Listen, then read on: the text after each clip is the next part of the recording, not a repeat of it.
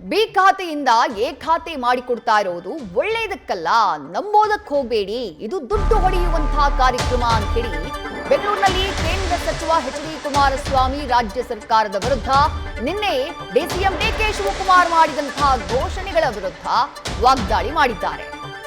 2 ವರ್ಷದ ಬಳಿಕ ಸರ್ಕಾರ ಬರುತ್ತೆ, ಒಳ್ಳೆಯ ತೀರ್ಮಾನವನ್ನ ಮಾಡ್ತೀನಿ, ಬಿಡದಿಯ ರೈತರ ಜಮೀನು ಉಳಿಸೋಕೆ ಅಳಿಲು ಸೇವೆಯನ್ನ ಮಾಡ್ತೀನಿ, ಯಾರೂ ಕೂಡ ಬಿ ಖಾತಾದಿಂದ ಎ ಖಾತಾಗೆ ಕಟ್ಟೋದಕ್ಕೆ ಹೋಗಬೇಡಿ, ನಾನು ಬರ್ತೀನಿ, ನಿಮಗೆ ರೆಗ್ಯುಲೇಟ್ ಮಾಡಿಕೊಡ್ತೀನಿ ಎಂದಿದ್ದಾರೆ ಕೇಂದ್ರ ಸಚಿವ ಎಚ್.ಡಿ. ಕುಮಾರಸ್ವಾಮಿ.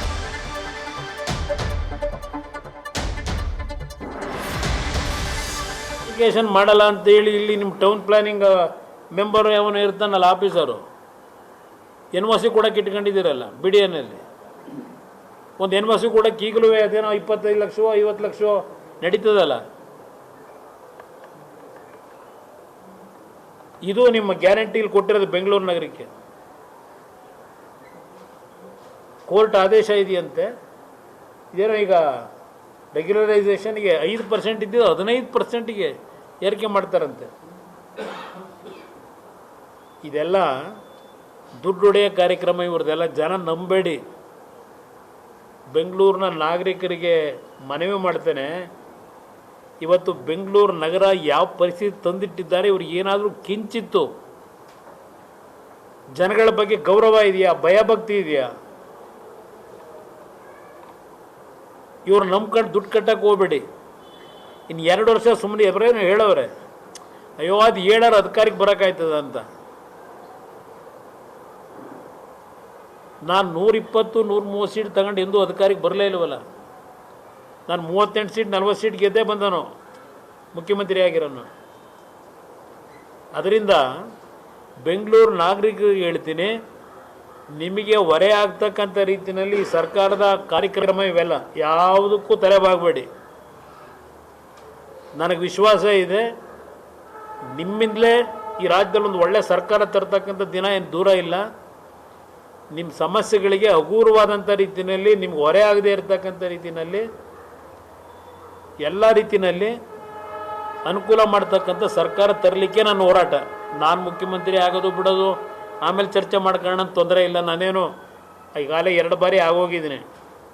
ಬಟ್ ಈ ರಾಜ್ಯಕ್ಕೆ ಒಳ್ಳೇದಾಗಬೇಕು. ನನಗೆ ರಾಜ್ಯಕ್ಕೆ ಒಳ್ಳೇದಾಗಬೇಕು ಅನ್ನೋ ದೃಷ್ಟಿಯಿಂದಲೇ ಇವತ್ತು BJPಯ ಜೊತೆ ನಮ್ಮ ಸಂಬಂಧ ಏನು ಇಟ್ಕೊಂಡಿದ್ದೇನೆ. BJPಯ ಮೈತ್ರಿ ಮಾಡಿರ್ತಕ್ಕಂಥದ್ದು ಈ ರಾಜ್ಯದ ಹಿತದೃಷ್ಟಿಯಿಂದ.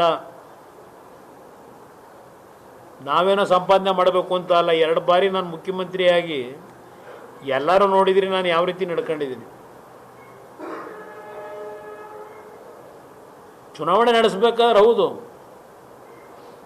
ದುಡ್ಡಿಲ್ಲದೆ ಏನು ಚುನಾವಣೆ ನಡೆಸೋಕ್ಕಾಗಲ್ಲ. ಹಾಗಂತ ಹೇಳಿ ಪ್ರತಿದಿನ ಸರ್ಕಾರದಲ್ಲಿ ಫೈಲ್ ನೋಡಬೇಕಾದ್ರೆ ರುಜು ಹಾಕೋದಕ್ಕೆ ಆ ರುಜು ತಗೊಂಡೋಗಿ ಮಾರಾಟಕ್ಕೆ ಇಟ್ಬಿಟ್ರೆ ಎಲ್ಲಿ ಬರುತ್ತೆ ಆಡಳಿತ ಅಂತಕ್ಕಂಥದ್ದು? ಕೇಳ್ತಿದ್ದಾರಲ್ಲ, ಅದೆಂಥದ್ದು. ನನಗೂ ಒಂದು ಬಾರಿ ಪೇಪರು ಪೆನ್ನು ಕೊಡಿ ಅಂತ ಕೊಟ್ಟವ್ರಲ್ಲಪ್ಪ. ಪೇಪರು ಪೆನ್ನ ಇದಕ್ಕೆ ಈ ಕೆಲಸಗಳು ಮಾಡೋಕ್ಕೆ ಎಲ್ಲರನ್ನೂ ಎದುರಿಸ್ಕೊಂಡು. ಅದರಿಂದ ಇವತ್ತು ಈ ವಿಷಯದಲ್ಲಿ ನನ್ನ ಬೆಳೆಸಿರ್ತಕ್ಕಂಥ ನಮ್ಮ ಬಿಡದಿ ಹೋಬಳಿಯ ಜನತೆಯ ಆತಂಕ ಏನಿದೆ ರೈತರದು, ಎಲ್ಲ ರೀತಿಯಲ್ಲಿ ಕಾನೂನುಬದ್ಧವಾಗಿ ನಾವೇನು ದಬ್ಬಾಳಿಕೆ ಮಾಡಿ ದೌರ್ಜನ್ಯ ಮಾಡಿ ಯಾರ ಮೇಲೂ ಏನು ಯುದ್ಧ ಮಾಡಲ್ಲ.